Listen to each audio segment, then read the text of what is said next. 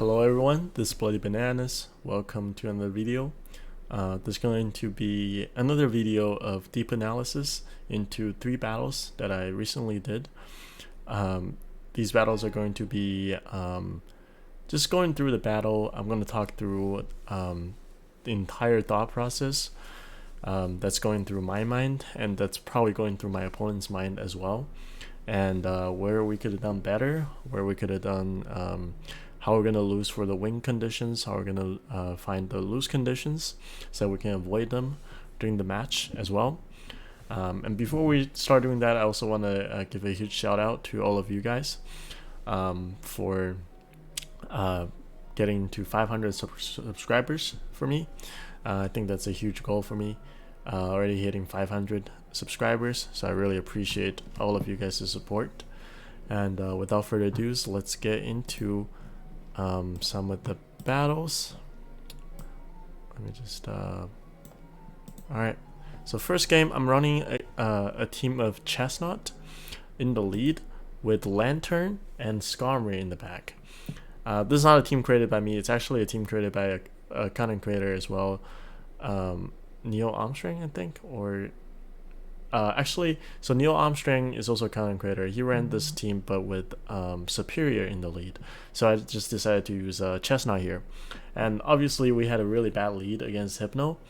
I have to immediately swap into my Lanturn here, which is my safe swap currently. So I go into my Lanturn, and then we see a Tropius coming back, and now I'm thinking immediately there could be a couple options that they could have in the back. They could have a Scrafty in the back. If they have a Scrafty in the back, I need to take switch advantage so that my Chestnaught is not completely useless, and then my Skarmory can definitely sweep the end game. Or the other option that the opponent could have is an Azumarill. If they have an Azumarill, then again, by taking switch advantage, I could line up my Chestnaught against the Azumarill, which is a very good counter against Azumarill, right? And I will almost certainly take the game as well from there. So so at this point, I'm thinking I need to take switch advantage. That means I have to win this matchup, Lanturn versus this Tropius. And if it comes down to the worst, I need to have very nice shield advantage. So I see that my opponent didn't shield the first one. I know that I survived the first one, so I'm not going to shield the first one. Let's see. Because preferably, I would like to go down. I would like to win switch advantage without going down the shield. So I'm going to throw this Thunderbolt right here. This actually forces my opponent to make a very tough decision, because my opponent is either he tanks this Thunderbolt and risk giving a switch advantage, or he goes down a shield, and going down a shield never feels good, right? So let's see what my opponent does here. He doesn't want to give up shields, so now I'm just going to shield this, because I recognize that I can farm this Tropius all the way down, and by farming down this Tropius, I also get enough energy for a Thunderbolt, or perhaps a Hydro Pump if I really try to get there. I think I make a misplay here. So this is their second confusion. I was only a couple away from Hydro Pump. I could have actually made it to the Hydro Pump, which will do a lot more damage than this Thunderbolt. But I wasn't sure. So unfortunately, they actually didn't shield the Thunderbolt. I was really looking to get a shield there as well. But this is fine because we got pretty perfect alignment here. We completely avoid this Hypno matchup for our Chestnaught, and Chestnaught will always be almost always be good versus whatever they have in the back, which is very likely to be a Scrafty or an Azumarill. And let's see, so they're gonna throw a move here, probably looking to get a shield from us, and we're definitely not gonna shield. So okay, all right, so they're gonna farm a little bit more. They get to another move. I think I kind of have to shield this one. Yep, so I do have to shield this one because I recognize my Skarmory has too much energy. I can't just let it go down. I was going to farm down the Hypno there, but my opponent swaps out immediately into Azumarill, Okay, so this game is not over yet because my opponent still has 2 shields, and 2 shielded Azumarill is very scary, right? We come out with Chestnaught. Fortunately, I think we do survive 1 Ice Beam. So if my opponent wants to take out my Chestnaught, he has to throw all their energy, right? And also they will have to shield a lot of the moves that we throw. So we're gonna throw this energy ball. It doesn't matter. My opponent definitely cannot overfarm here. He has to throw the move, but this game is still not over. He's still building up to the energy. So he throws right before we get to the superpower, which is really smart. Because if we throw the superpower, they're almost certainly having to give up a shield as well. But they didn't overfarm enough so that if we get to 2 sky attacks, we could actually take down this Azumarill as well, because they were complete energy dry, right? All we have to do is get off the first sky attack. We get to the next one at the exact same time, but we do win CMP. So at that point, I know that my opponent's only win condition is to sack swap into the Hypno. But then again, if I fail the sack swap at the exact time, I mean, if they throw the move instead of going for the sack swap, then I will lose the game, right? So at this point, I have to make a decision to think if my opponent was going to go for a sack swapping, or if my opponent was going to try to throw the Ice Beam as soon as he gets to it. And maybe he lost track of our energy, so he didn't know that we already have a sky attack right here, which was exactly the case.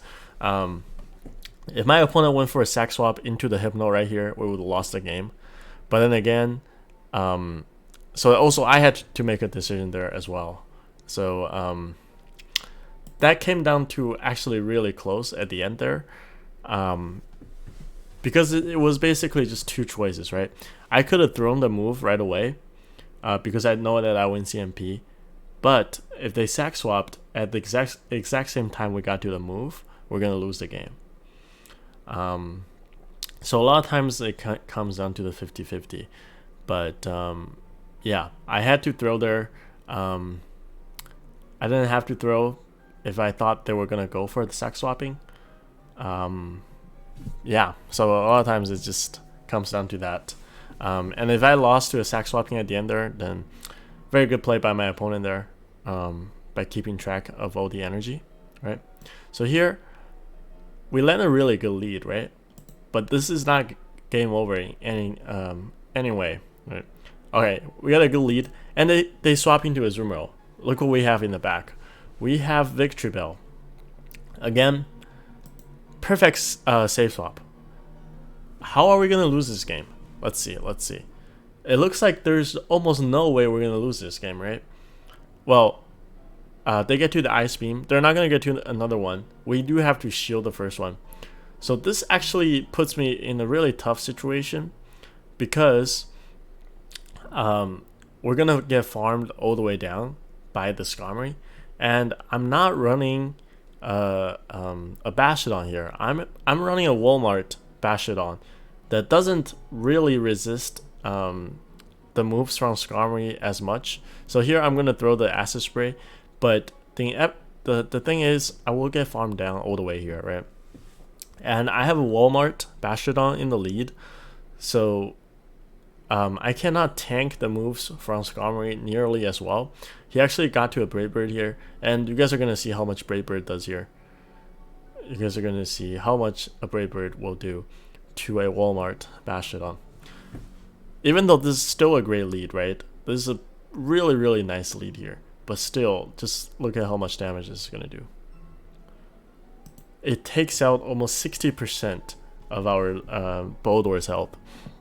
So this is still really tough, depending on what they have in the back, right? I know that my opponent will certainly swap out right here. If they have a G-Stunfisk in the back, then this is game over. If they have a Azumarill in the back, it will be... I mean, Azumarill, they already had Azumarill, right? But if they have Venusaur in the back, this game will be really, really terrible for us. If they had something like a Swampert, maybe double water, it will still be very, very difficult for us because Swampert with 2 shields can definitely handle my Medicham. So at this point, I really don't know what they have in the back. And they swap instantly, they swap into a Medicham. Okay, We're down a shield. They have 2 shields. They have a Medicham, full health. We have Medicham, full health. How could we win this game? Obviously, we need to take out this Medicham with our Medicham. And the only way to do that is to bait with power punches. Or to land a Psychic. But I thought that my opponent was very likely to shield the first move anyways. So I shielded the first Psychic because I also recognize that my opponent very unlikely to bait when they have 2 shields against my 1 shield, right? There's just almost no reason that they would bait the first time when your opponent is down a shield. So obviously I will shield the first one, just thinking that my opponent will never bait the first one. Here I do go for a bait, successful bait, and that's actually huge. That's actually really huge because that's a little bit more energy. And now my Psychic will actually one-hit KO my opponent from this point. So it becomes even more risky for my opponent to not shield my next move. And I know that their Psychic will not KO me from this range. So what I'm going to do is I'm going to go for another bait. It's simply too risky for my opponent to not shield here. They just have to shield, right? They know that they have to land at least a Psychic here. So that's why I just let it go. I know that their Psychic is not going to KO me. And all I have to do is land one more Psychic, and we should take out this Medicham, right? We're very close, very close. But I'm also thinking that the switch timer looks to be back very soon, right? If you look at our Boldore switch timer, it's almost here, and they swapped out early than us, so that I know they have their switch timer. So it's very likely they go for a sack swap right here, right? Or they might just swap out and trying to snipe down my Medicham. But my Medicham is really low. My switch timer is not up. If they swap, then they make a very good play, right? So I go for the Psychic right when I get to it, and they do have the switch clock back up, and they caught it perfectly on the Skarmory. So now this game is still not over. It may look like it's over because they still have a half health of Medicham, but there is still a win condition because we do have our Boldore in the back. We have a switch timer back up. The air slashes are not going to do as much damage to us from the Skarmory to our Boldore. So what we're going to do is we're going to charge completely on the Psychic because I know that their Skarmory was very healthy. I need to put it in farm downrange for my Boldore. So I just charge 100% on the Psychic there. And here I swap into Boldore. I know that they threw all their energy from the Brave Bird, so I have to KO the Skarmory in the next 5 smackdowns. I recognize that I cannot throw a single move against the Skarmory because I need energy against the Medicham in the back, right?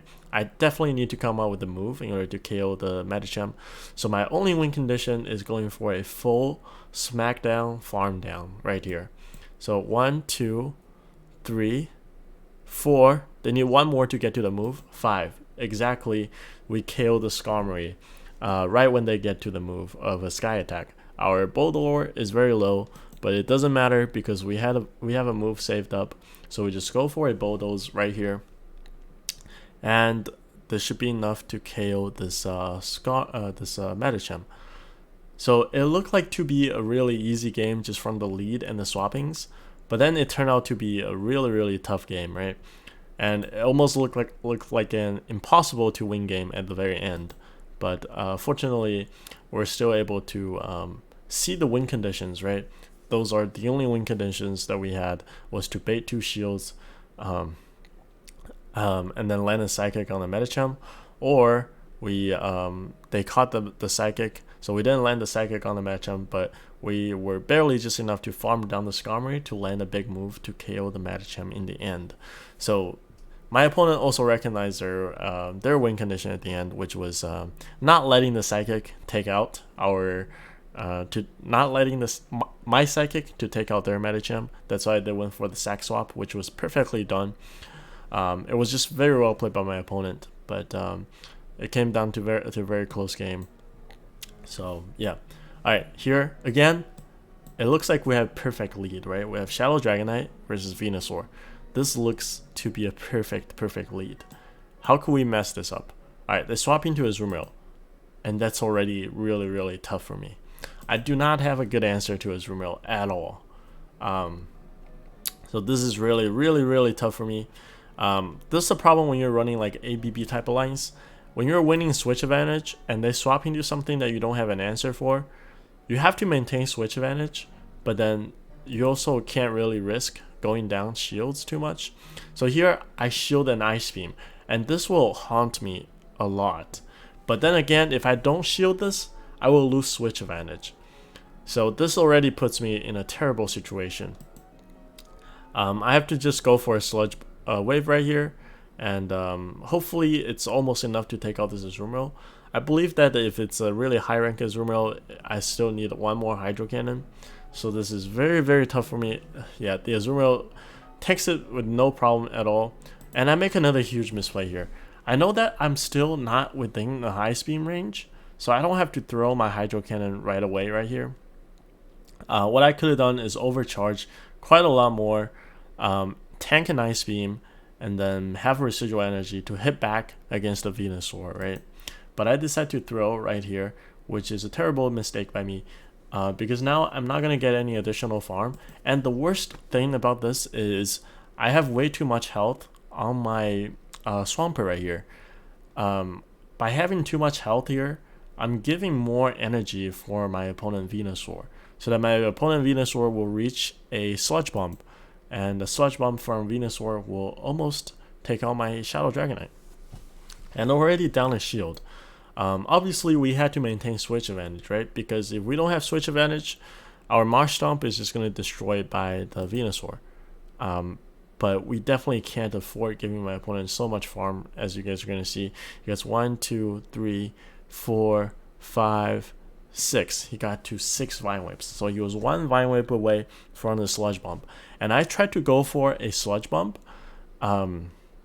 when I could have gotten the Hydro Cannon off, which will chip down the Venusaur quite a lot.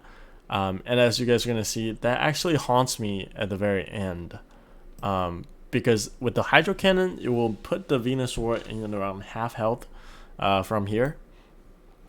But let's see. So I come out with the Shadow Dragonite, obviously, and I can't shield. I really can't shield my Shadow Dragonite here at all. If I shield, this will almost certainly be game losing. So I decide not to shield, which actually puts me in the Vine Whips range, which is really sad. But fortunately, they do have a Stunfisk in the back, so I have a really good counter as a Marstomp.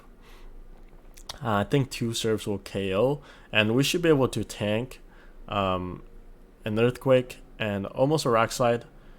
So we do go for 2 serves here, I believe. But again, my Dragonite is so low health right here that this game becomes really dangerous. If I shielded my Dragonite, then this Stunfisk can just double shield against my Marstomp and take out my Marstomp, and also take out my Shadow Dragonite, right? But because my opponent, because I didn't shield there, my opponent also recognizes that he didn't need to shield. He just needed to come out with this Venusaur to take out my Marstomp right here. And then my Dragonite is almost useless with 0 health. And he actually just goes for a full farm down on my Shadow Dragonite. But as you guys are going to see right here, my opponent had very little health, around 25%. So I think if I landed the Hydro Cannon earlier with my Shadow Swampert, I could have actually won this game. So that was another huge mistake. If I just went for the Hydro Cannon instead of trying to get to the Sludge Bomb and not even get into a move, I put myself in a really tough situation in terms of health advantage, because I need to get all the chip damage I could get. So yeah, this was really sad for me. I could have maybe gotten a shield, and if I got a shield there, then maybe I could just shield in my Dragonite against the Sludge Bomb, and then I have a good matchup with my Marstomp against the Stunfisk, even down the shield. So a lot of things could have gone differently, but then again, it all started with the Azumarill safe swap, which puts me in a really tough situation. I just don't have a good answer to the Azumarill safe swap, because it kind of beats my whole team. But yeah, as you guys are going to see, even if you have a really good lead, a lot of times it's not a guaranteed win, right? That's why you have to go through your win conditions, your lose conditions throughout the match to make sure that you secure the wins that you should secure. And if the game is lost anyways, if you just get triple hard countered, then just look past those games, because you know that you've done the best you can, and just look forward to the next game. I hope this video was helpful to all of you guys reaching your goal of the season. I hope it's helpful for you to see what was going on in my head when I was doing my battles. And make sure you hit the like button and subscribe for more. I'll see you guys in my next video.